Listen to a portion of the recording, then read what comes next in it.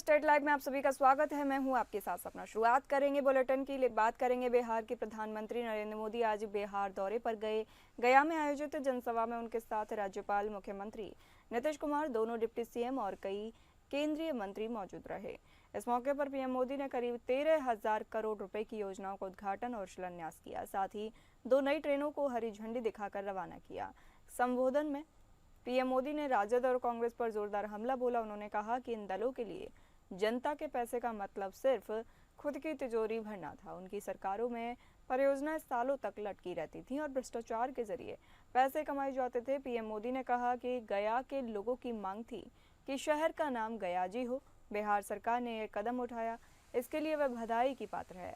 उन्होंने बताया कि राज्य में आज कैंसर अस्पताल और रिसर्च सेंटर का उद्घाटन हुआ है, जिससे बिहार वासियों को बेहतर स्वास्थ्य सुविधाएं मिलेंगी। पीएम मोदी ने कहा, जब तक हर जरूरतमंद को पक्का घर नहीं मिल जाता वह चैन से नहीं बैठेंगे। उन्होंने बताया कि पिछले 11 साल में 4 करोड़ से ज्यादा गरीबों को पक्के घर दिए गए, जिनमें 31 लाख घर बिहार में बने। प्रधानमंत्री ने कहा कि बिहार चाणक्य और चंद्रगुप्त की धरती है।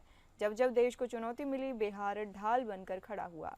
उन्होंने आतंकवाद पर सख्त रुख दिखाते हुए कहा कि जब भारत की मिसाइलें आतंकियों को पाताल से भी निकाल देंगी, पाकिस्तान की मिसाइलें भारत को नुकसान नहीं पहुंचा पाई। और ऑपरेशन सिंदूर ने भारत की रक्षा नीति को मजबूत बनाया।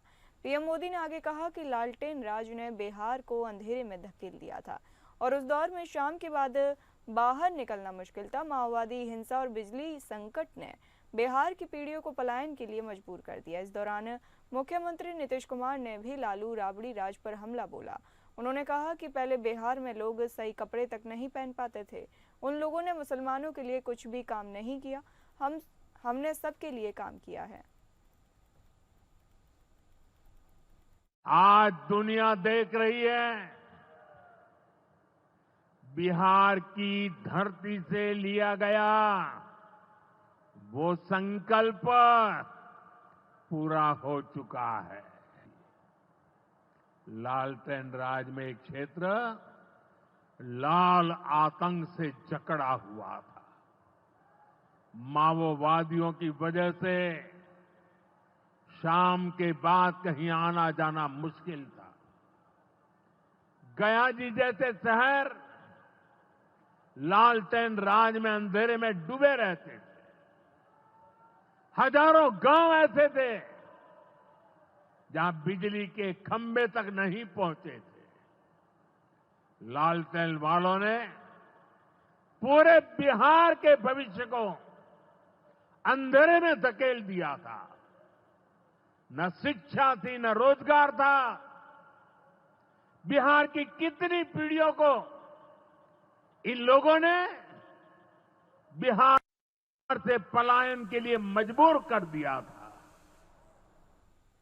मुंगेर में वोटर अधिकार यात्रा को लेकर आज राहुल गांधी पहुंचे। उनके साथ तेजस्वी यादव, पप्पू यादव, मुकेश सहनी और दीपांकर भट्टाचार्य भी मौजूद थे। भारी बारिश के बीच नेताओं ने लोगों को संबोधित किया और बीजेपी और प्रधानमंत्री नरेंद्र मोदी पर जमकर निशाना साधा।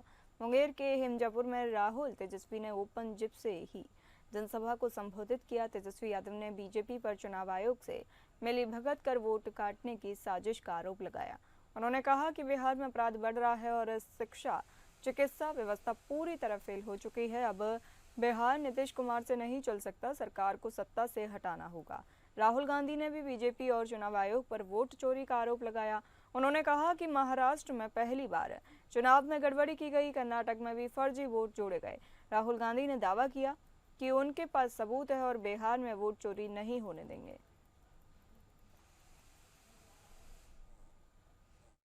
जिंदगी दी, संविधान बनाया गांधी जी ने, जिंदगी दी, संविधान बनाया। ये जो वोट चोरी है ना, ये संविधान पर आकर के इसको नरेंद्र मोदी और अदानी मिलकर खत्म करने लगे हुए हैं। अंबेडकर जी के संविधान को ये खत्म करना चाहते हैं, फाड़ कर फेंकना चाहते हैं। उस संविधान को हम कभी नहीं मिटने देंगे। वो संविधान हिंदुस्तान की आवाज है, अंबेडकर जी की आवाज है, उसको कोई शक्ति नहीं छुएगा। और जो पुलिस वाले आज यहाँ खड़े हैं, धक्का खा रहे हैं। बिहार बदलाव शोभा यात्रा के तहत जनसुराज पार्टी के सूत्रधार प्रशांत किशोर गुरुवार को बेहपुर प्रखंड के जयरामपुर उच्च विद्यालय पहुंचे। इस दौरान उन्होंने जनता को संबोधित करते हुए कई सवाल पूछे और कहा कि बिहार की जनता जिस मुद्दे के लिए वोट देती है वही उससे मिलता है। उन्होंने कहा, आपने राम मंदिर के लिए वोट दिया तो राम मंदिर मिला, 5 किलो अनाज के लिए वोट दिया तो अनाज मिला, जाति पाति के लिए वोट दिया तो जातीय जनगणना हुई, लेकिन आपने अपने बच्चों की पढ़ाई, रोजगार और भविष्य के लिए वोट नहीं दिया, इसलिए वह आपको अब तक नहीं मिला। प्रशांत किशोर ने जनता से अपील करते हुए कहा कि इस बार जाति और धर्म से ऊपर उठकर ऐसे नेता चुने जो शिक्षा, स्वास्थ्य और रोजगार की जिम्मेदारी ले। उन्होंने कहा कि बिहार की जनता पिछले 30 सालों से लालू, नीतीश और भाजपा के डर के बीच वोट करती रही है, लेकिन अब लोग अपने बच्चों की पढ़ाई और रोजगार के लिए वोट देना चाहते हैं। उन्होंने ऐलान किया कि इस साल नवंबर में जनसुराज पार्टी की नई व्यवस्था सामने आएगी, जिससे बिहार से गरीबी और पलायन खत्म करने की दिशा में ठोस कदम उठाए जाएंगे। इस दौरान मीडिया से बातचीत करते हुए प्रशांत किशोर ने राहुल गांधी पर भी सवाल उठाए। उन्होंने कहा, जब बिहारियों को गाली दी जा रही थी तब राहुल गांधी चुप क्यों रहे और अब बिहार यात्रा क्यों कर रहे हैं। कोई समाधान नहीं निकाला है तो मोदी जी के आने का कोई फायदा नहीं है। बिहार की जनता ने मन बना लिया है, बिहार की जनता बदलाव चाहती है, बिहार में अपने बच्चों के लिए शिक्षा और रोजगार चाहती है, पलायन बंद हो ये चाहती है।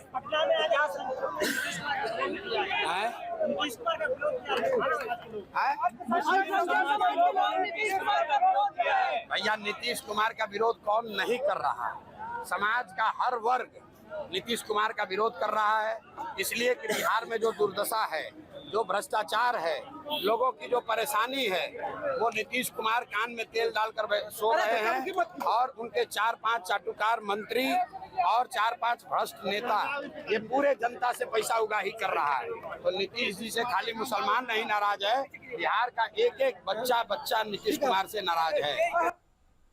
पटना में आयोजित मदरसा बोर्ड सम्मेलन और अल्पसंख्यक संवाद को लेकर राजद के विधान पार्षद कारी शोएब ने कड़ा निशाना साधा है। कारी शोएब ने कहा कि फर्जी तरीके से मदरसा बोर्ड का 100 साल का जलसा मनाया गया, जबकि 2022 में ही 100 साल पूरे हो चुके थे। यह पूरा कार्यक्रम जदयू और बीजेपी का था। उनका आरोप है कि मदरसा शिक्षकों को डरा धमका कर बुलाया गया और धमकी देकर भीड़ जुटाई गई। कई लोग इसलिए नाराज हुए क्योंकि उन्हें झूठ बोलकर वहां लाया गया।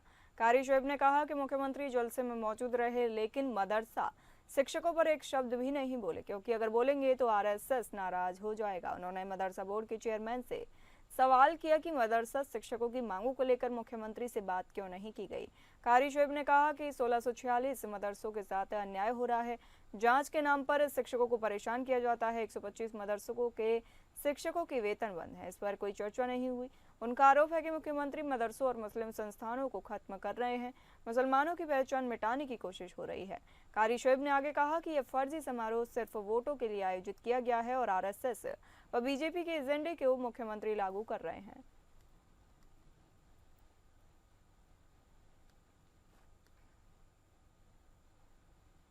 कोसी इलाके का पीएमसीएच कहा जाने वाला मॉडल सदर अस्पताल का हाल इन दिनों बेहाल बना हुआ है। आलम यह है कि पूरा अस्पताल परिसर गंदे नाले के पानी से घिरा हुआ है। सबसे बुरा हाल तो ओपीडी जाने वाले रास्ते और सिटी स्कैन एक्सरे जाने का मुख्य गेट बना हुआ है। यहाँ गंदे और बदबूदार पानी के बीच मरीज आने जाने को विवश हैं। दुर्गंध युक्त पानी में दिन में मच्छर और कीटाणु का आतंक फैला हुआ है। लोग किसी तरह मुंह पर रुमाल रखकर इन रास्तों से गुजरने के लिए विवश हैं। इन सबके बावजूद अस्पताल प्रशासन कुंभकर्णी नींद में सोया हुआ है। लोगों का कहना है कि कोसी इलाके के सबसे बड़े मॉडल सदर अस्पताल में रोज हजारों की संख्या में मरीज अपना इलाज करवाने आते हैं, लेकिन जिस तरह से यहाँ की स्थिति नारकीय बनी हुई है, ऐसे में यहाँ आने वाले मरीज ठीक होने की बजाय और भी बीमारियों का शिकार हो रहे हैं।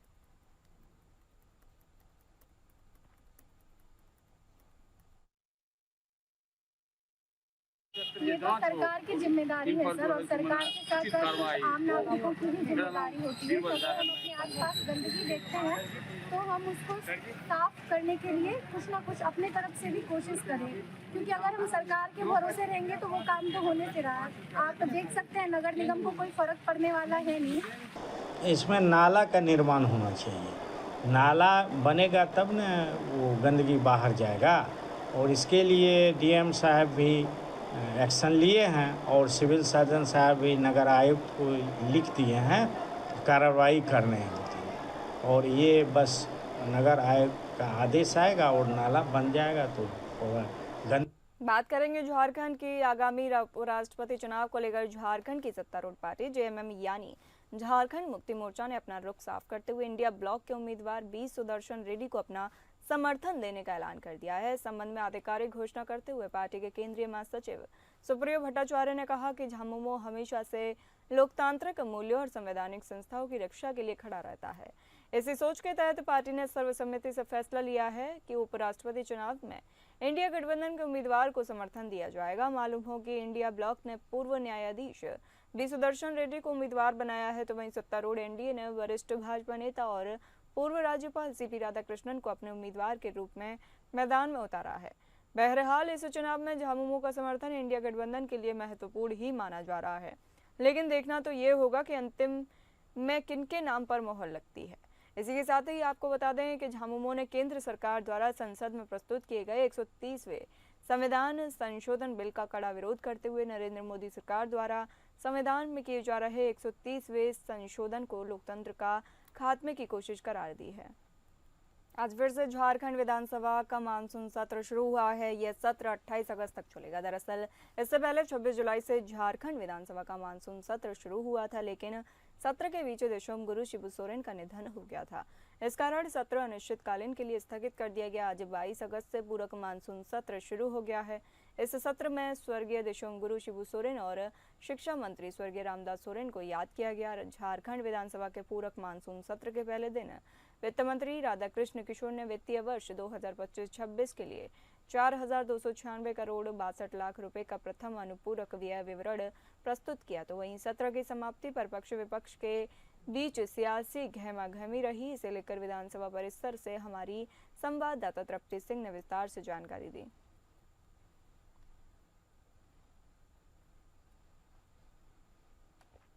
आज झारखंड विधानसभा के पूरक मानसून सत्र का पहला दिन था, जहां सियासी गहमागहमी का माहौल बना रहा।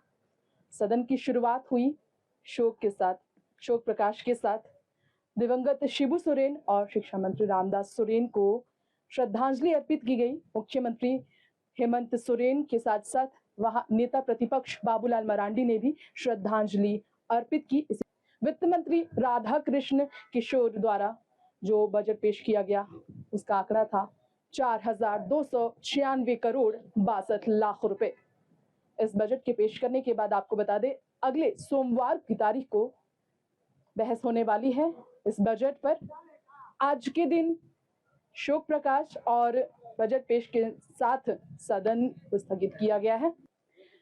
इसके साथ ही सदन में शिबू सोरेन को जब श्रद्धांजलि दी जा रही थी, शोक प्रकाश पर जब जोर दिया जा रहा था, तो शिबू सोरेन के लिए मरणोपरांत भारत रत्न की मांग की गई। इसके अलावा शराबबंदी को लेकर मांग की गई। शराबबंदी की नीति लाने को लेकर यहाँ पर आवाज उठाई गई, जिसके समर्थन में कुल मिलाकर पक्ष विपक्ष एक साथ ही नजर आए। और अगले दिन देखना होगा सोमवार की तारीख को, जब बजट पर चर्चा होगी, किस तरीके से बहस होगा। फिलहाल के लिए हमारे सहयोगी दीपक के साथ विधानसभा से मैं तृप्ति, एपी न्यूज से नमस्कार। 130वें संशोधन विधेयक को लेकर झारखंड विधानसभा में आज सत्र के पहले दिन की समाप्ति के बाद पक्ष विपक्ष के बीच नेताओं में जोरदार तकरार देखने को मिली। जहां एक तरफ भाजपा के मुख्य सचेतक नवीन जायसवाल ने विपक्ष के आरोपों का जवाब दिया, तो वहीं कांग्रेस विधायक राजेश कश्यप ने सत्ता पक्ष के खिलाफ जमकर आवाज उठाई।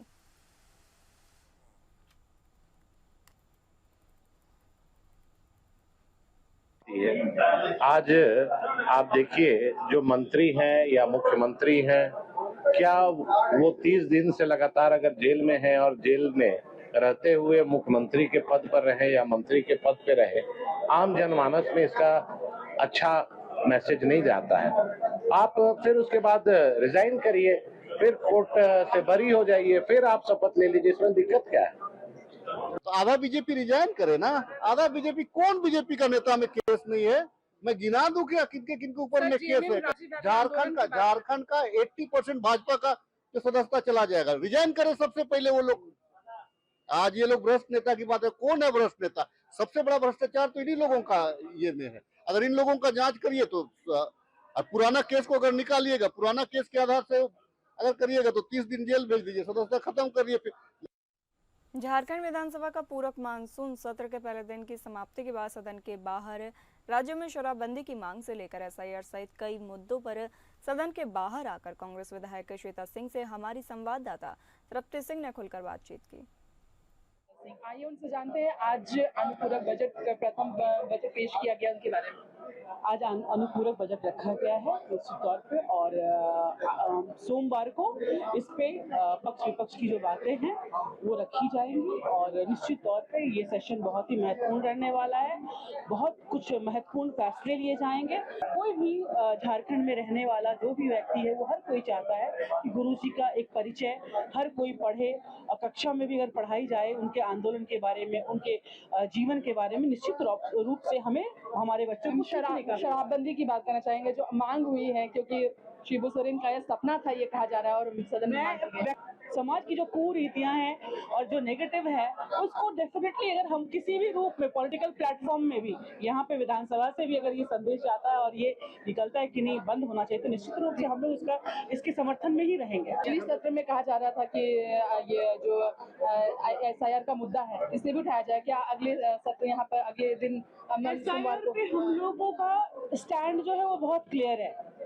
पूरे देश में इसका विरोध हम लोग, सारी पार्टियां जितनी हम लोग गठबंधन के लोग हैं, हम लोग कर रहे हैं। निश्चित रूप में हम लोग इसके विरोध करते रहेंगे, क्योंकि ये गलत नीति है, इसका विरोध होना चाहिए। और ये आम एक तो वोट का अधिकार है भाई, आप वो भी छीनना चाहते हैं, हम वोट भी नहीं दे सकते हैं। और वो क्या कह करके कि वो घुसपैठिया और ये वोटर आईडी कार्ड पे सवाल उठता रहता है, पैन कार्ड पे है, जितनी जो भी आईडी कार्ड्स हैं उस पे क्वेश्चनेबल है, लेकिन आधार कार्ड नहीं है।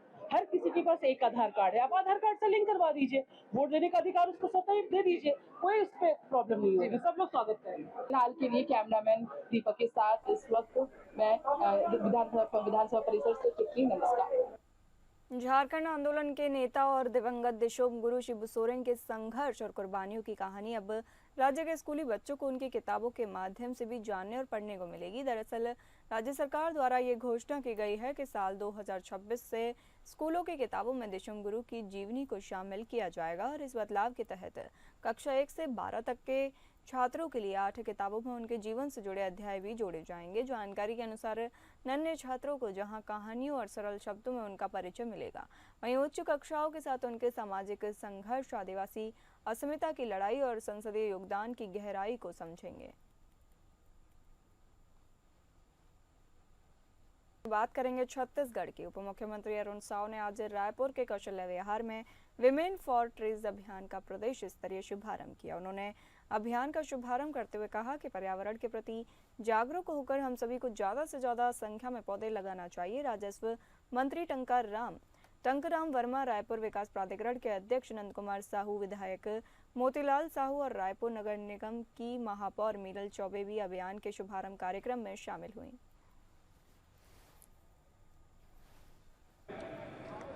और इसके माध्यम से 1,65,000 से अधिक वृक्ष लगाए जाएंगे। महिला स्व सहायता समूह की बहनें वृक्षारोपण करेंगी, और साथ ही उसकी सुरक्षा करने की भी जिम्मेदारी उनकी होगी। उसके लिए कुछ पारिश्रमिक भी उन्हें मिलेगा। तो निश्चित रूप से एक बड़ा अभियान है। हमारे राज्य में 1,65,000 वृक्ष लगाए जाएंगे। 1,701 महिला स्व सहायता समूह इस अभियान से जुड़ी हैं। 2,300 से अधिक बहनें इस अभियान का हिस्सा बनेंगी, पर्यावरण की सुरक्षा करेंगी और कुछ आर्थिक आमदनी भी इसके माध्यम से करेंगी।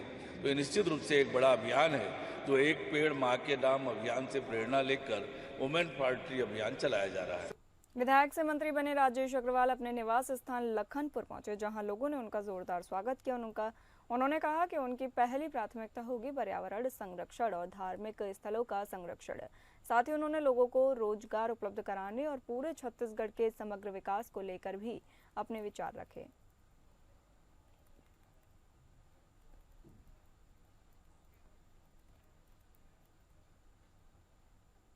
रायपुर में पहली बार लोजपा कार्यालय का उद्घाटन रायपुर के कोटा में डीएम 38 में हुआ। इस मौके पर छत्तीसगढ़ प्रभारी प्रवन कुमार पहुंचे। प्रवन कुमार के द्वारा उद्घाटन किया गया। इस मौके पर शरद पांडे, प्रदेश अध्यक्ष लोक जनशक्ति पार्टी छत्तीसगढ़ और पदाधिकारी मौजूद रहे।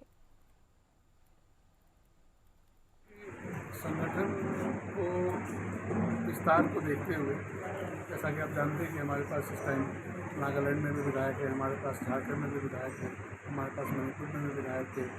तो इसी क्रम को आगे बढ़ाते हुए हमने हर प्रदेश में संगठन को मजबूत करने की दिशा में आगे बढ़ रहे हैं। जिन प्रदेशों में आने वाले 2-3 सालों में चुनाव, विधानसभा का चुनाव है, वहाँ हमारा प्राइम फोकस है कि हम वहाँ कार्य करें, संगठन को मजबूत करें, और अगर हमें लगे कि हमारा संगठन वहाँ मजबूत है, हम वहाँ चुनाव लड़ें। जांजगीर चांपा जिले में सड़क हादसों का दौर जारी है। ग्राम कुटरा नवा तालाब के पास सड़क के किनारे खड़ी ट्रक से तेज रफ्तार स्कूटी पीछे से जा टकराई। हादसे में 2 युवकों की मौत हो गई। घटना पामगढ़ थाना क्षेत्र की है। ग्रामीणों में आक्रोश है। ट्रक की चक्कों की हवा निकाल दी गई है। मिली जानकारी के अनुसार 18 वर्षीय सुमित कश्यप, जो कि अपने मामा गांव कुटरा में ही रहता था, वह 19 वर्षीय प्रहलाद कश्यप, दोनों दोस्त मिलकर गुरुवार की रात 10:30 के बीच स्कूटी से निकले थे। जहां गणेश उस समय गाना गाने को लेकर दोनों अपने अन्य साथियों को ले जाने के लिए निकले थे। इस दौरान सड़क के किनारे खड़ी ट्रक के पीछे स्कूटी जा टकराई।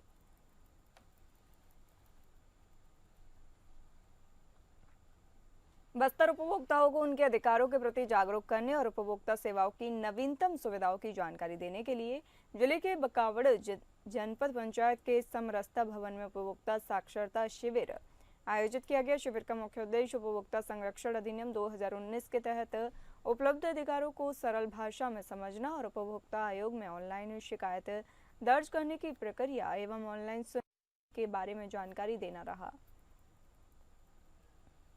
या गाड़ी खरीदते हैं तो बीमा से संबंधित जितने भी है बीमा कंपनी वाले, यदि उनको नहीं देते हैं या सामान खरीदते हैं या उसमें नहीं देते हैं, कोई भी पैसा नहीं देते, या ख़राब हो जाती है सामान या मोबाइल ख़राब हो जाती है, उसके बिल गारंटी पीरियड में वो परेशान करते, यदि नहीं देते हैं तो इन सब चीज़ों के लिए ई लिंक सुविधा उपलब्ध कराया गया है। उपभोक्ता यदि उनके उपभोक्ता अधिकारों का हनन हुआ है, यदि उनको गलत वस्तुएं, गलत सेवाएं, नकली सामान यदि उन्हें दिया गया है तो इसके लिए वो घर बैठे ही मोबाइल के माध्यम से ही, लैपटॉप के माध्यम से ही उपभोक्ता फोरम में अपना शिकायत कर सकते हैं।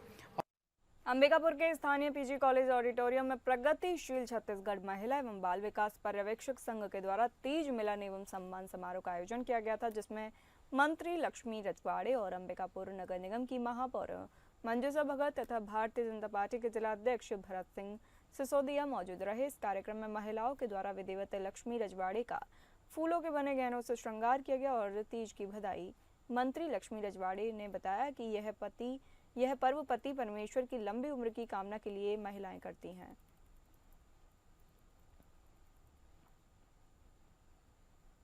गुरुग्राम में मशहूर यूट्यूबर और बिग बॉस में भाग लेने वाले अलविश यादव के घर पर फायरिंग करने वाले को फरीदाबाद क्राइम ब्रांच सेक्टर 30 ने मुठभेड़ के बाद गिरफ्तार किया है। आरोपी के पैर में गोली लगने के बाद उसे अस्पताल में भर्ती करवाया गया है। ईशांत उर्फ ईशू गांधी ने पुलिस पार्टी पर ऑटोमेटिक पिस्टल से आधा दर्जन से ऊपर फायर किए। पुलिस ने जवाबी कार्रवाई में फायरिंग की, जिससे पैर में गोली लगने से आरोपी घायल हो गया।